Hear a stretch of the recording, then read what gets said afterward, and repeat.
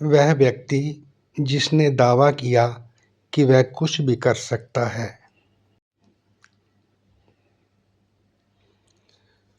सूरज महल की दीवारों से ऊपर उठा ही था कि राजा विराट सिंह के भव्य दरबार में सन्नाटा छा गया।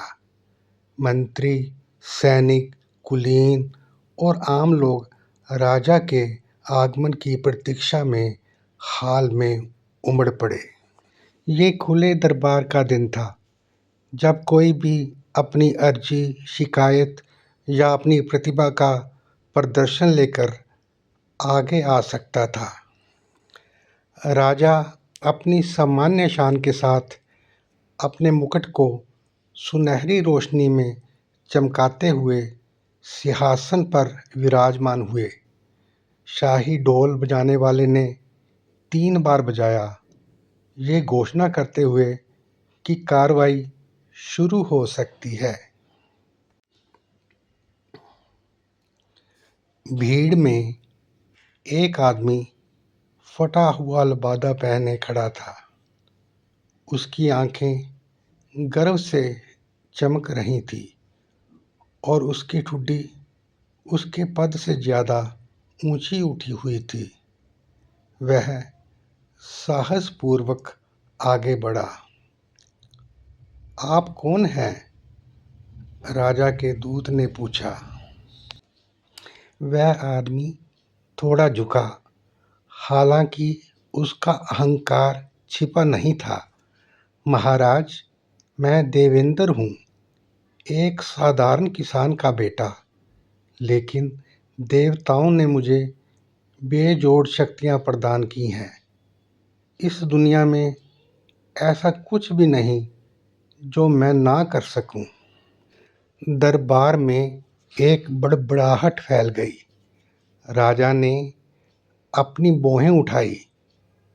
उनका चेहरा झुंझलाहट से तमतमा गया। उन्हें अहंकार से नफरत थी और यहाँ एक ऐसा व्यक्ति था जो खुलेआम खुद को हर चीज में सक्षम घोषित कर रहा था।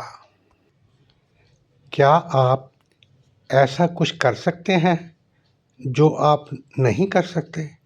राजा ने शांत लेकिन खतरनाक आवाज में पूछा। जी महाराज, देवेंद्र ने सीना फुलाते हुए उत्तर दिया।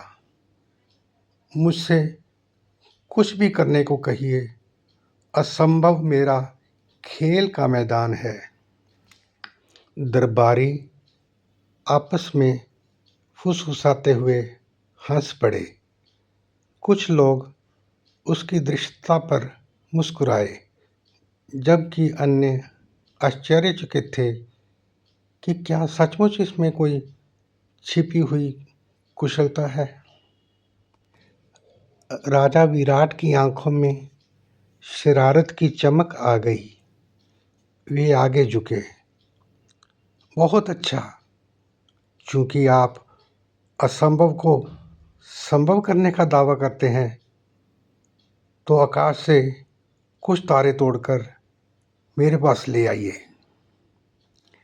पूरा दरबार हंसी से गूंज उठा। देवेंद्र की आत्मविश्वास भरी मुस्कान लड़खड़ा गई।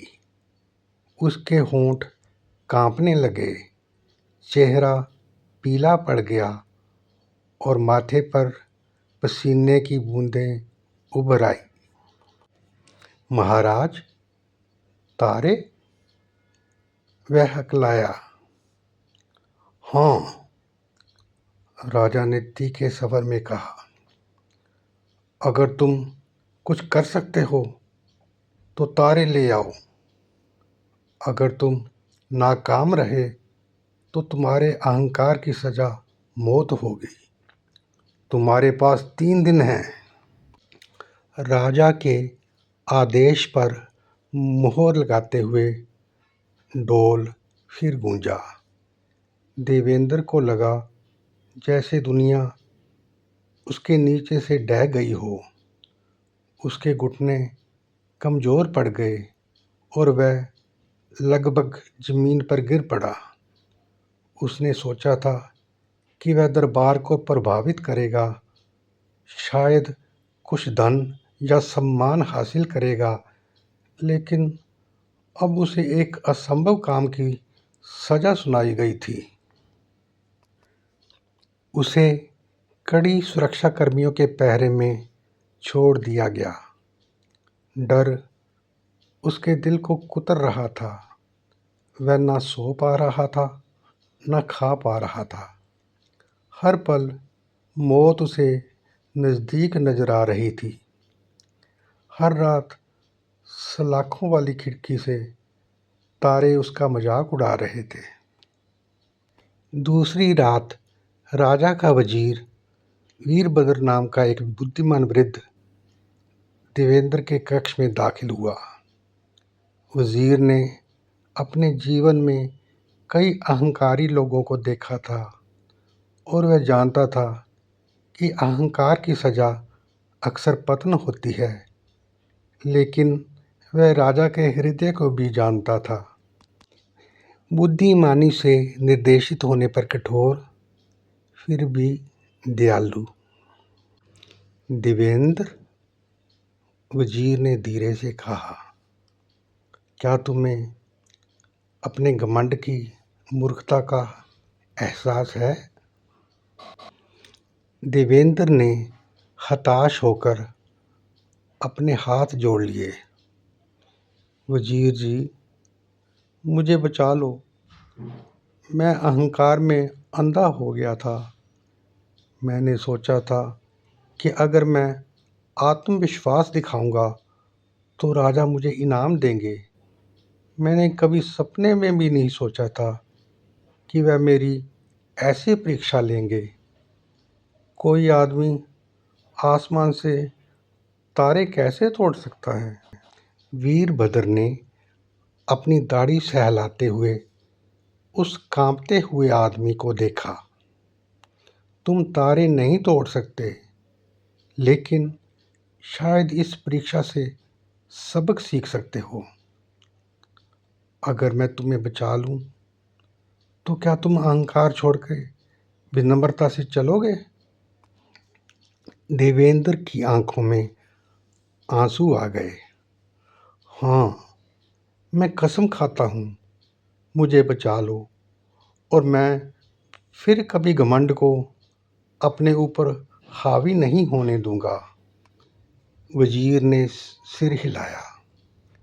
बहुत अच्छा, कल जब तुम्हें दरबार में ले जाया जाए तो जैसा मैं कहूँ वैसा करना।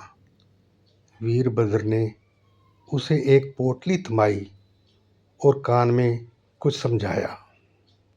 तीसरी सुबह दरबार फिर इकट्ठा हुआ।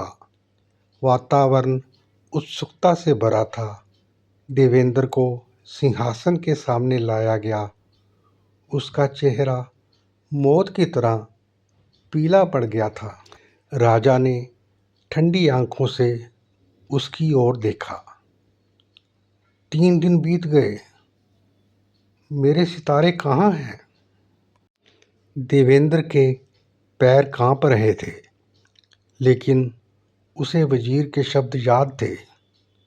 उसने प्रणाम किया और कहा, महाराज, मैं उन्हें लाया हूँ, लेकिन वे इतने कीमती, इतने नाजुक हैं कि उन्हें इंसानी हाथ छू नहीं सकते। मैं आपसे उन्हें एक खास अंदाज में पेश करने की अनुमति मांगता हूँ। राजा की आंखें जिज्ञासा से सिकुड़ गई। आगे बढ़ो। देवेंद्र वजीर की ओर मुड़ा, जिसने 2 नौकरों द्वारा ढोई जा रही एक ढकी हुई थाल की ओर इशारा किया। कपड़ा हटते ही दरबारी सांस रोक कर बैठ गए। अंदर दर्जनों छोटे छोटे क्रिस्टल लैंप टिमटिमा रहे थे। उनकी लोएं तेज और शीतल थीं। उनकी रोशनी कांच में बंद छोटे छोटे तारों की तरह झिलमिला रही थी। पूरे दरबार में एक गहरी सांस फैल गई। देवेंद्र घुटनों के बल गिर पड़ा। महाराज, ये तारे मैंने तोड़े हैं, ऊपर के स्वर्ग से नहीं बल्कि धरती के अंधेरे से। जैसे आकाश तारों से भरा है जो हमारी रातों को रोशन करते हैं, वैसे ही ये लपटें आपके महल को रोशन करेंगी। मेरे अहंकार को क्षमा करें।